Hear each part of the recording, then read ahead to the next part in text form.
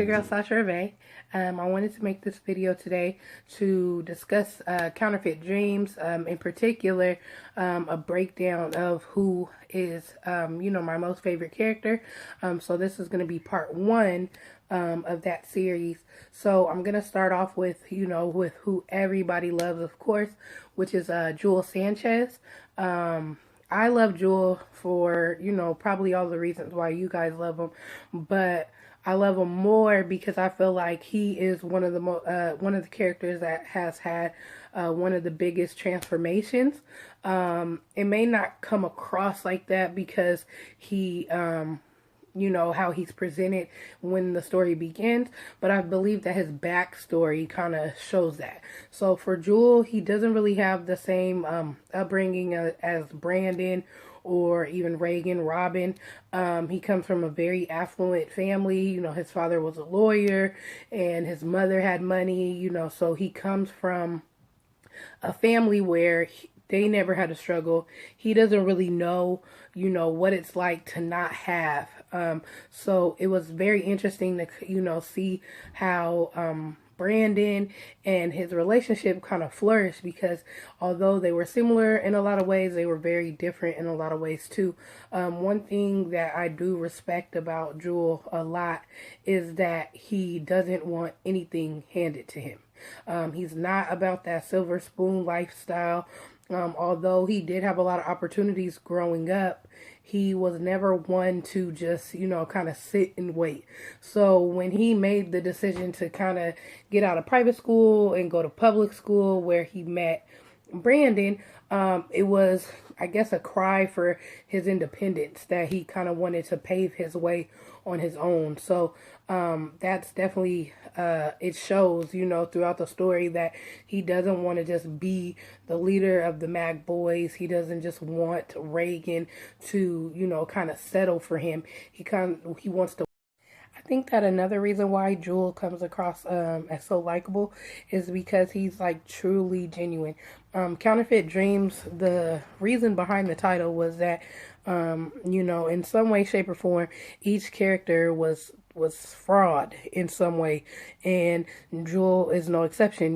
He is a rich boy, a rich kid, and he kind of wanted to live this street life, and it seems unrealistic, but I do know people actually like that come from, kind of privilege but reject it, and they want to, be this person that they kind of create.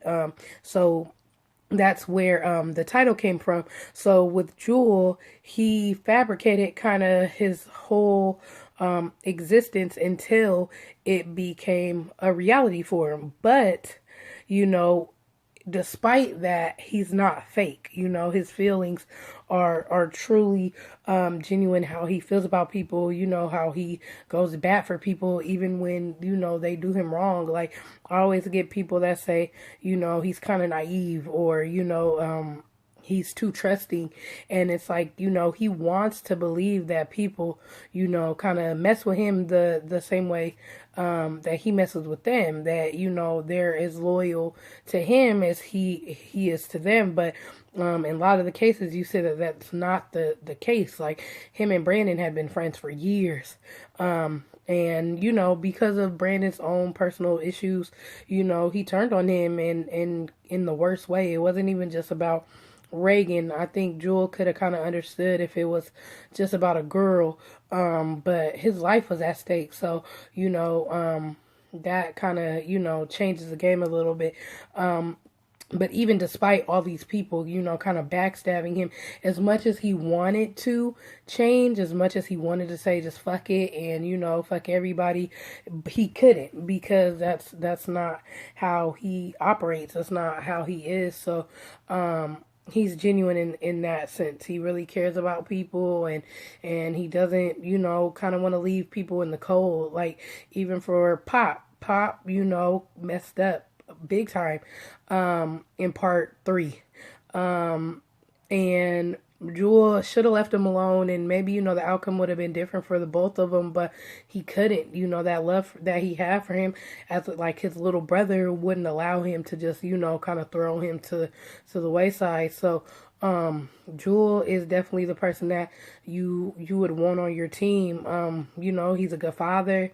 He's a good, I guess, provider. He's a good, I want to say he's a good man to Reagan. He was a good man to Diamond, to some extent. It just, wasn't meant for them really to be together. But he, as the mother of his child, legit mother of his child, he never wanted to see any harm come her way, especially not from him. He didn't want to be that guy. So I think you guys are going to be, super excited to see him come back in part 5. Things are a little different for him because, he's now taking on a bigger responsibility from his mother. But I think he's ready for it, and you will get to see a different side of him because it's no more playtime with him.